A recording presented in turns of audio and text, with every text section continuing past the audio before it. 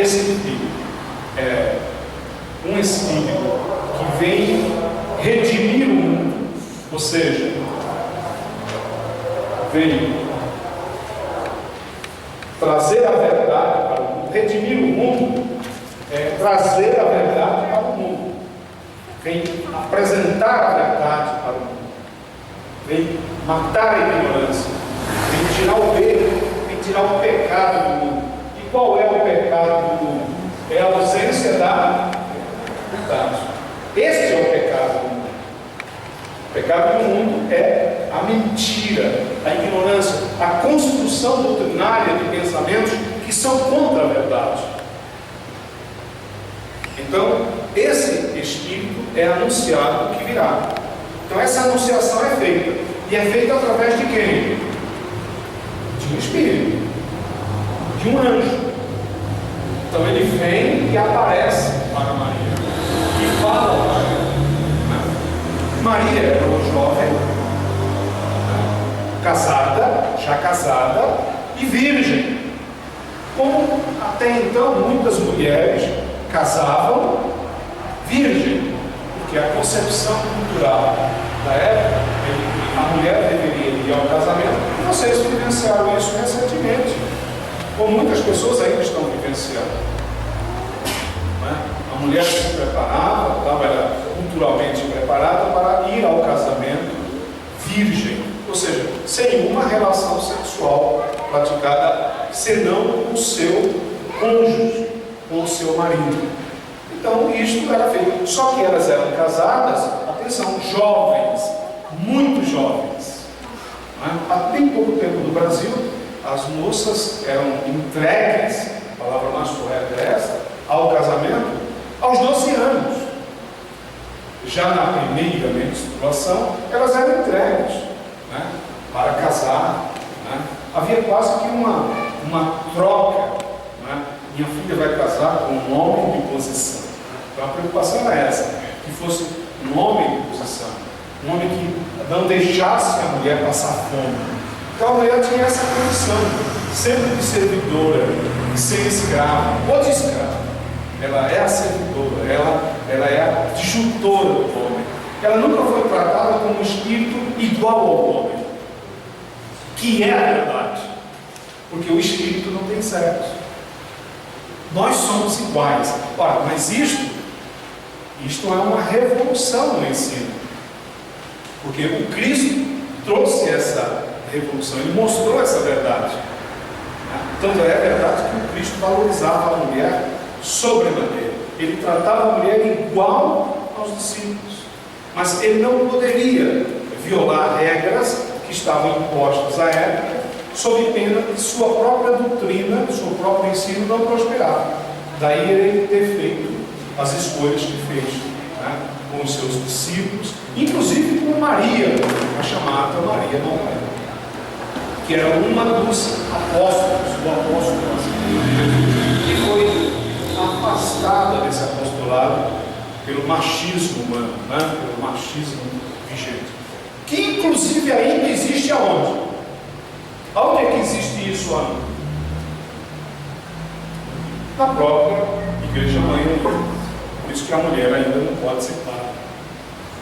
Não pode. Ela pode ser freira, ou seja, pode ser ajudante, mas ela não pode ser, ela não pode exercer o sacerdócio. Mas quando você vê hoje na igreja, quem mais atua é a mulher. Já tem algumas religiões que defendem a presença da mulher no sacerdócio. Estão até abrindo visto esse. Peço desculpas, eu não tinha desligado o celular. Licença.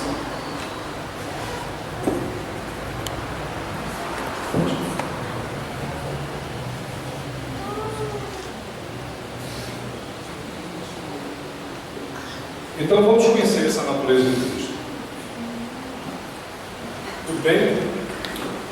Estou cansando vocês? Não? Estou cansando vocês? Exato. Então, natureza de Cristo. O Cristo vem sendo anunciado. O Cristo vem sendo anunciada desde antes da fundação do mundo. É verdade? Não. Desde antes da fundação do mundo, não. O Cristo só foi anunciado para a humanidade a partir do momento que existia uma humanidade. A partir do momento que existia já uma pleiade de espíritos reencarnados. Então, esses espíritos reencarnados, né, eles vieram para a Terra com a missão, todos eles, de vivenciar o amor, mas se desviaram. Né? E por que se desviaram? Foram enviados emissários para tentar redimir, para tentar reeducar essa sociedade. E essa sociedade, ela começou sempre a relutar, sempre indefinidamente a não aceitar a sua mudança, a sua redenção, a sua remissão dos pecados. Então eles se tornaram donos do planeta, por exemplo. Daqui a gente não sai, daqui a gente ninguém nos tira, nós somos os donos da terra. Os espíritos começaram a dizer isso. E foi por isso que vieram os profetas, etc. Né? E por conta desse endurecimento é que foi prometido a vinda do Cristo. A pergunta que eu faço é a seguinte: o Cristo poderia não ter vindo? Poderia, incrivelmente, poderia não ter vindo. E poderia até ter vindo, mas de forma diferente. Mas a partir do momento que a humanidade se desviou da verdade, aí começou a ter a promessa da vinda do Messias. Então agora o Messias, né, o Filho de Deus, viria ao mundo. Né, e o mundo seria redimido por ele. E quando ele viesse, né, todos os pecados seriam redimidos. Haveria uma mudança planetária. Haveria uma redenção planetária. Haveria uma reanálise de todo o processo de organização planetária.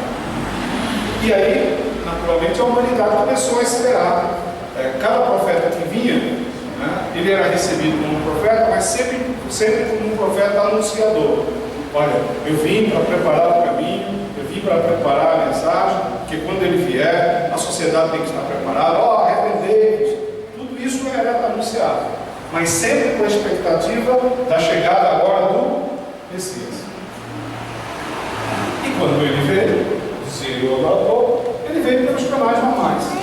José e Maria tiveram uma relação sexual, né? Essa relação sexual gerou Jesus, né? O corpo de Jesus, que o Cristo receberia, né? E quando este corpo ressurgiu, veio à terra, se formou, nasceu, né? Teve um nome, inclusive espiritual de Jesus. Todo mundo conhece essa parte. Ora, mas ele era Deus ou era homem? Ou era Deus ou homem? Vamos analisar isso? Primeiro, por quê? Ele, Jesus, era primo de quem? De João Batista. Maria era prima de quem? De Isabel. Então Jesus e João eram primos em segundo grau. Não é verdade, João? Primos em segundo grau. Nós não temos primos em segundo grau? Eu não temos. Você conhece todos os primos em segundo grau? Eu não conheço. Aliás, eu vou conhecer, fico até surpreso. Tem uns até que nunca vi na vida. Eu nunca vi. Eu tenho um primo que eu nunca vi. Você também deve ter primo que você nunca viu. Né? Primo em segundo grau. João, embora fosse primo de Jesus, também ainda não tinha visto a Jesus fisicamente. Por isso que ele alega também. Eu não o conhecia, agora eu estou conhecendo. Né? Mas quando ele vier, eu vou saber, porque me foi anunciado que quando ele vier, haverá uma manifestação. Então a vinda de Jesus à Terra foi uma vinda precedida por diversos fenômenos mediúnicos, diversos fenômenos espirituais. Por que a gente fala mediúnico? Porque são sempre fenômenos de espíritos com os homens. Deu para entender? Espíritos com os homens. O mesmo aconteceu com quem? Com João, o primo de Jesus. Quando Zacarias, que era o pai de João, estava lá no templo, naquele dia orando, né, ou se preparando para orar, e entrou, naquele espaço sagrado do templo, depois das cortinas, que somente podia entrar os sacerdotes, e ele começa a fazer o incenso lá na hora. Quem aparece para ele? Um anjo, ou seja, um espírito. E o que é que o anjo fala para Zacarias? De que a mulher dele, Isabel, iria conceber um filho.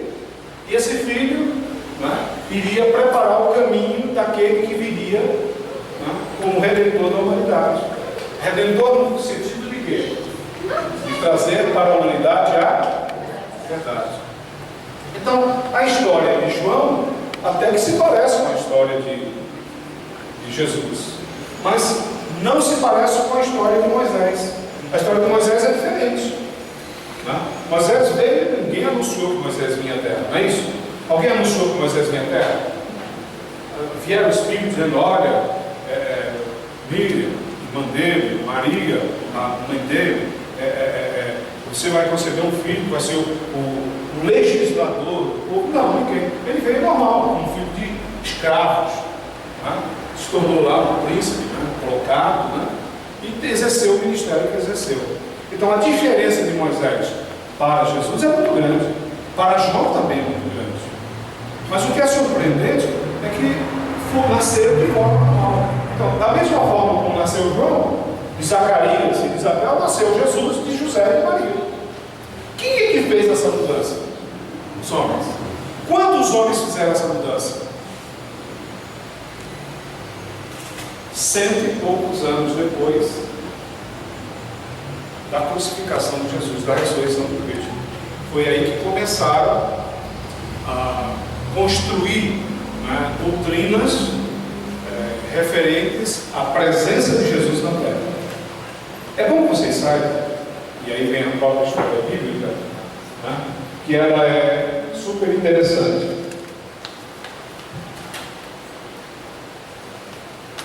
O período histórico da formação da Bíblia situa-se entre 1100 anos antes de Cristo a 100 anos depois de Cristo. Provavelmente a mais antiga parte escrita da Bíblia é o canto. Atenção no que eu vou dizer. Olha aqui, mulheres. Atenção, vocês, mulheres. Espíritos reencarnados no corpo feminino. Provavelmente a mais antiga parte escrita da Bíblia é o canto de Débora, que se encontra no livro dos Juízes. Então, veja só, a própria Bíblia, ela começa com a parte mais antiga de sua construção, que é o chamado canto de Débora, ou seja, o cântico de um espírito que reencarna na terra, no corpo feminino, e que louva a Deus. Então você nota que como a mulher começou esse princípio, entende? Mas que foi obscurecida pela ação forte, machista dos homens. Mas veja que os céus falam a terra. E os céus falam a terra através de quem? Dos homens. Nenhum fenômeno tem acontecido, salvo exceções aí que a gente tem visto, como o jumento lá, o Balaão, que foi uma psicofonia direta, sempre fala através dos homens. Então Deus fala a terra através de nós. Deus fala a terra através de você, de qualquer um de nós. Ele não se esconde. Por isso que Jesus veio revelar esse Deus, que ele não se esconde da gente. Ele quer que você o conheça, ele quer que você o procure, ele quer que você caminhe ao seu encontro, mas não de uma forma indébile, mas sim de uma forma consciente, sabendo o que ele é, sabendo o que você é. Por isso que a carta teológica da Icel, ela fala: cremos e sabemos. Não basta crer, eu creio. É saber por quê. Daí a necessidade da pesquisa. Então é muito importante. Para começar, vocês devem lembrar que todos os escritos bíblicos, eles não estão com autoria verdadeiramente identificável. Então, atribui-se a Moisés tais livros. Por quê? Porque Moisés foi uma referência. Então, Entre quem é o autor, não sabemos. Então, vamos comprar Moisés? Então, os homens é que escolheram. Vamos dizer que esses livros foram escritos por Moisés. Porque Moisés teve mais autoridade, então é mais fácil que respeito, dizendo que é de Moisés, do que dizendo que é do Alexandre. Então, é Moisés. Aí, Moisés escreveu. Deu para entender? Mas não foi Moisés simplesmente. Foram vários escritores. Vários, os mais diversos. Escribas, os mais diversos. Então, foi atribuído. Como, inclusive, evangelhos. Por exemplo, o próprio evangelho de Lucas é atribuído a Lucas. Mas a pergunta é, foi ele que escreveu? A própria Bíblia faz questionamento a respeito disso. Olha, tem tudo indica que foi ele. Mas será que foi? Olha, pode ter sido. Mas será que foi? Então até a dúvida existe. Então, mas é mais cômodo dizer, vamos admitir que seja. Por exemplo, o primeiro evangelho a ser escrito não foi o de Mateus. Aí quando você abre a Bíblia, lá no Novo Testamento, está lá, Evangelho de Mateus, começa com Mateus. Atribui-se a Mateus. Foi Mateus que escreveu? A própria Bíblia fala, de forma honesta, mas o povo não lê isso, viu, irmão? O povo não lê isso, o povo não pesquisa. Ah, não, foi o Evangelho de Mateus. Né? O primeiro Evangelho a ser escrito, sabe de quem foi? Do apóstolo Marcos. Marcos, ele mesmo, aí sim, Marcos escreveu. Marcos escreveu. Você lembra que Marcos era o mais jovem dos discípulos de Jesus, né? E a quem Jesus, inclusive, dedicava especial atenção. Então, o primeiro evangelho a ser escrito foi Marcos, mas ficou como o segundo. Por quê? Porque os homens escolheram isso. Quantos outros livros a respeito de Jesus foram escritos? Mais diversos, mas os homens disseram: não, esses nós não aceitamos, esses nós não queremos considerar, vamos considerar só esses. Então, esses que teriam até informações melhores, mais fundamentadas, mais explícitas, não, esses nós não vamos aceitar. Vamos chamar esses livros de mentirosos ou de apócrifos. Quando diz que o livro é apócrifo, não quer dizer que ele seja mentiroso. Apócrifo quer dizer um livro que não foi escrito, que não foi, aliás, selecionado, que não foi escolhido. Então é interessante observar isso. Mas ele pode conter verdade. Mas por não estar ali, foi então considerado apócrifo. Então essa escolha foi feita por quem? Pelos homens. Quando isto começou? 100 e poucos anos depois de Jesus.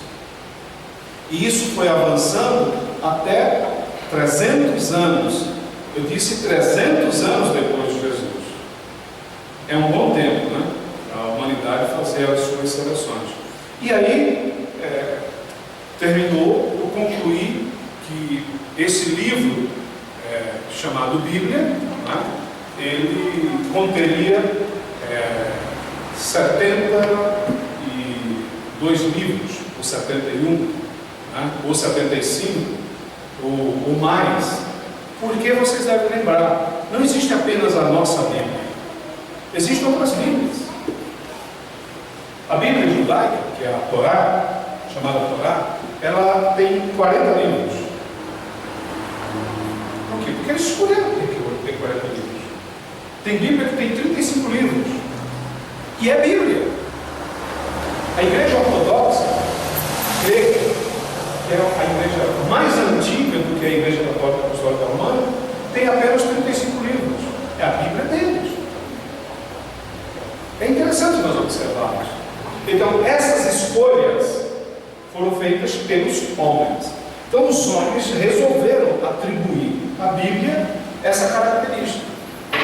E, por força governamental, por força imperial, né, para que as pessoas não discutissem o conteúdo dela, para que as pessoas não desconsiderassem os conteúdos que ela contém, né, impingiram lá o título de sagrado. Não bastando ser Bíblia, bastou o termo sagrado. Então passou a ser Bíblia Sagrada. E hoje, culturalmente, nós vemos aí defesas, né, de formas tão fortes de que a Bíblia é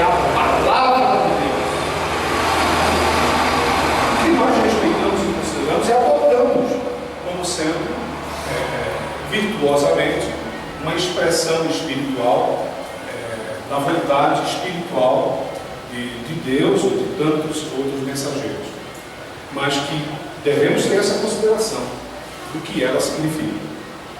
Mas em nenhum momento da Bíblia, em nenhum momento do Antigo ou do Novo Testamento, nós vemos lá dizendo que Jesus é Deus. Então, novamente, quem fez essas atribuições? Foram os próprios homens. Então nós devemos analisar exatamente isso. E aí, se Deus fosse Jesus, como uma vez eu falei aqui, a humanidade se tornaria superior a Deus, porque ela venceu Deus, porque ela matou Deus. Então o materialismo matou Deus, e Deus se tornou derrotado pelos homens. Então você imagina Deus sendo derrotado pelos homens? Mas os homens gostam dessa expressão. Daí a importância que o materialismo tomou na sociedade.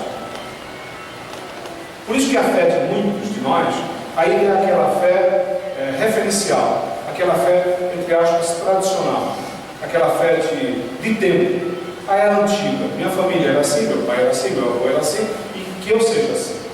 Mas isto tem que mudar. Tem que mudar.